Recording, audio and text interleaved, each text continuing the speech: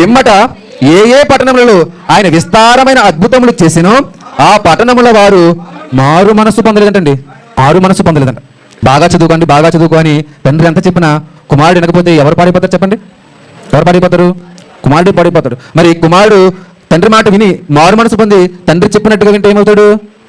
ప్రయోజకుడిగా మారతారు. కానీ అదే పిల్లరా, యేసుక్రీస్తు ప్రభువు వారు కపెర్నహూములో ఇన్ని అద్భుతాలు చేస్తున్నప్పుడు, ఇంత గొప్ప పరిచర్య చేస్తున్నప్పుడు కపెర్నహూము ఎందుకు అలా ఉండిపోయిందంటే అద్భుతాలు చూస్తున్నారు, అద్భుతాల్లో పాలు పంపులు పొందుతున్నారు. అద్భుతాలు చూసి అద్భుతాలలో ఉన్నటువంటి వారు ఆ అద్భుతాల వెనక ఉన్నటువంటి గ్రహింపు ఎవరో కూడా తాత్పర్యాన్ని గ్రహించడం లేదు.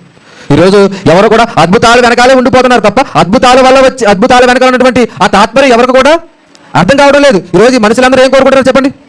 చూచి క్రియలే కోరుకుంటున్నారు, అద్భుతాలే కోరుకుంటున్నారు. కానీ ఆ అద్భుతాల వెనకాల ఉన్నటువంటి తాత్పర్యాన్ని ఆలోచించినటువంటి ఆలోచన ఏ మానవుడు కూడా గ్రహించలేకపోతున్నాడు ప్రియమైన వాళ్ళ, గ్రహించలేకపోతుంది. అందుకనే కపెర్నహూముని చూస్తూ యేసుక్రీస్తు ఏమంటున్నారంటే బాధపడుతున్నాడు ప్రియమైన వాళ్ళ, బాధపడుతున్నాడు. ఇంత పరిచర్య జరిగించాను, ఇంత సేవ జరిగించాను, ఇన్ని రకాలుగా కపెర్నహూములో నా ఉనికిని చాటుకున్నాను, ఇన్ని చేసిన ఈ ప్రజలలో మార్పు లేదని యేసుక్రీస్తు ప్రభువు వారు బాధపడుతున్నాడు ప్రియమైన వాళ్ళ. పాత నిబంధన గ్రంథంలో ఒక సందర్భం మనకు గుర్తొస్తుందండి. ఏంటంటే సందర్భం యోనా గారి సందర్భం మనకి బాగా గుర్తొస్తుంది.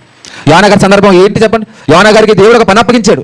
ఏంటి ఆ పని అంటే, నువ్వు నినివే పట్టణానికి వెళ్ళి నినివే పట్టణస్తులందరికీ నేను నినివే పట్టణాన్ని పాడు చేయబోతున్నాను, ఈ నినివే పట్టణం పాడైపోయింది, పాపంతో నిండిపోయిందని చెప్పు, దేవుడి పట్టణాన్ని పాడు చేయాలని అనుకుంటున్నాడు, మీరు మారండి అని చెప్పి యోనా గారిని పంపించడానికి, యోనా గారిని నినివేకి పంపించాడు ప్రియమైన వాళ్ళ. యోనా గారిని పంపించాడు. యోనా గారు నినివే ప్రాంతానికి వెళ్ళి ఒకే ఒక్క మాట ఏటా మారంటే ప్రియమైన వాళ్ళరా, దేవుడు మీ ప్రాంతాన్ని పాడు చేయాలనుకుంటున్నాడు, దేవుడు మీ ప్రాంతాన్ని భూమి మీద లేకుండా చేయాలనుకుంటున్నాడు, కాబట్టి మీరు మారు మనస్సు పొందండి అని చెప్పగానే నినివే పట్టణస్తులందరూ కూడా ఎలా అయిపోయి చెప్పండమ్మా? మారిపోయారు ప్రియమైన వాళ్ళు, మారిపోయారు. రాజు సింహాసనం మీద కూర్చోవలసిన రాజు, రాజు వస్త్రాలు ధరించవలసినటువంటి రాజు, అంగరంగ వైభవంతో ఉండాల్సిన రాజు గద్దెలు దిగిపోయాడు ప్రియమైన వాళ్ళరా, సింహాసనాన్ని దిగిపోయాడు. సింహాసనాన్ని దిగిపోయి ప్రియమైన వాళ్ళరా బూడిద జల్లుకున్నాడు, గోనె పట్ట కట్టుకున్నాడు. ప్రభువా మా పట్టణాన్ని కాపాడేవాడు నీవే, మా పట్టణం రక్షించబడాలంటే మాకు దిక్కు నీవే ప్రభువా అని ప్రార్థన మొదలెట్టారు ప్రియమైన వాళ్ళరా.